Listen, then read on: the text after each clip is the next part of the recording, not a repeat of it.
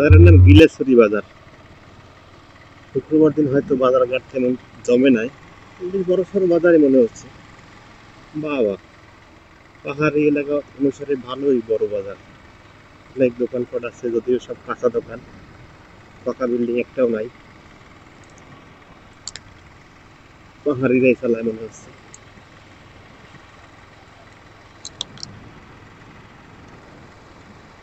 ব্যবসা বাণিজ্য সব পাহাড়িদের।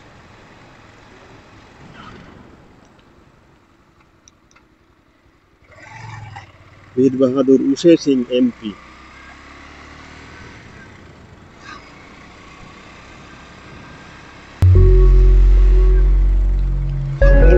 বেশ নিচে আছি আমি, কারণ কি কানের মধ্যে তো জানেন তো, যারা পাহাড়ে আসেন তারা অনেক উপরে উঠলে কানের মধ্যে একটা চাপ অনুভব হয়, আবার নিচে নামলে সেই চাপ ছেড়ে দেয়, ফলে কানের মধ্যে একটা শব্দ হয়।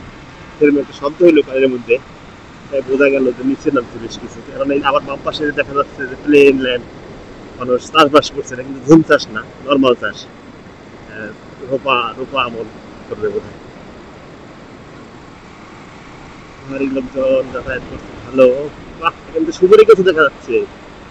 কত আধুনিক হয়েছে পাহাড়ের মানুষ, এখন সুপারি চাষ করে।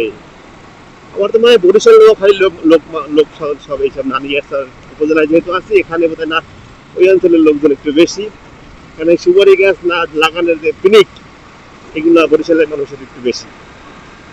একদম সমান রাস্তা থেকে চলছি, রাস্তা চমৎকার, কোথাও কোনো ভাঙা ছিল খানা খন্দ নাই। একটু যা পেঁয়াজ গোছ, বড়ই বাগান, এটা তো খুব বড়ই করে বাণিজ্যিক ভাবে। বাকিটা ধান এবং আনারস, ধান যে ক্ষেত, আনারস বাগান। বাহ বাহ বাহ, এই কাঠের ঘর, এই যে পাশে ধান ক্ষেত। চলে যাচ্ছি Rangamati, Rangamati English school, Magrum English school. দেখছেন তামসাটা। রাঙামাটি এখন 28 কিলোমিটার দূরে, নিরিবিলি চালিয়ে যাব। বেলা বাজছে প্রায় 12টা।